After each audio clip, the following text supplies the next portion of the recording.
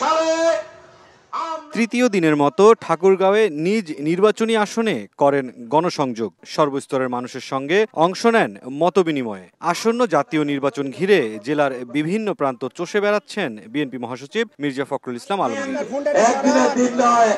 বেগুনবাড়ী ইউনিয়নের দানারহাট স্কুল মাঠে সর্বস্তরের মানুষের সঙ্গে বৃহস্পতিবার দুপুরে কথা বলেন বিএনপি মহাসচিব। পিআর পদ্ধতির কথা বলে একটি মহল নির্বাচন বানচালের ষড়যন্ত্র করছে অভিযোগ করে মির্জা ফখরুল বলেন, দাবি দেওয়া থাকলে তার সমাধান হবে নির্বাচিত সংসদের মাধ্যমে। আগামী নির্বাচনটা হোক, পার্লামেন্টে ডিসাইড হবে, জনগণ ভোট দিয়ে ঠিক করবে যে কারা যাবে, পিআর হবে কি হবে না, ঠিক কিনা বলেন? দেশটার মালিক তো জনগণ, সেই জনগণ ডিসিশন দেবে যে তারা পিআর করবে কি করবে না। নির্বাচন ঠেকাতে অন্তর্বর্তী সরকারকে ব্যতিব্যস্ত রাখা হয়েছে অভিযোগ করে বিএনপি মহাসচিব হুঁশিয়ারি দিয়ে বলেন, নির্বাচন নিয়ে আর কোনো আপোষ নয়। আর প্রাণ দিতে হবে না বাচ্চাদেরকে, এই অবস্থা আর তৈরি করেন না। এখন এই দুর্বল সরকারটা, অন্তর্বর্তীকালীন সরকার, ওর পিছনে কোনো লোকে নাই, তাকে এত ব্যতিব্যস্ত করে ফেলার কোনো মানে আসতে পারে?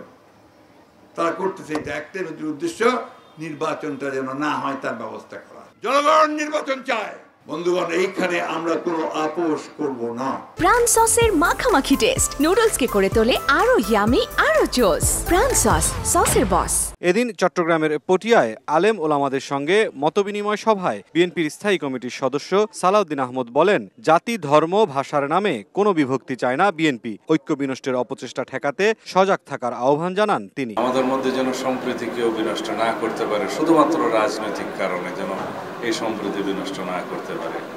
আমরা বাংলাদেশের সকল মানুষের নাগরিক অধিকার, গণতান্ত্রিক অধিকার, ভোটাধিকার সহ সমস্ত অধিকার আমরা সংরক্ষণের জন্য সবাই যেন ঐক্যবদ্ধ থাকি। ঢাকায় আলাদা কর্মসূচিতে বিএনপির স্থায়ী কমিটির সদস্য মঈন খান বলেন, ঘোষিত সময়ে নির্বাচন আয়োজনের বিকল্প নেই। আমরা যদি গণতন্ত্রে বিশ্বাস করি, জনপ্রতিনিধিত্বে যদি বিশ্বাস করি, তাহলে কিন্তু আমাকে জনপ্রতিনিধি হয়ে আসতে হবে দেশ পরিচালনার ব্যাপারে সিদ্ধান্ত নেবার জন্য। বেশ কয়েকটি রাজনৈতিক দল নানা দাবি তুলে জাতীয় নির্বাচনের আগে শর্ত জুড়ে দিচ্ছে বলেও মন্তব্য করেন বিএনপি নেতারা।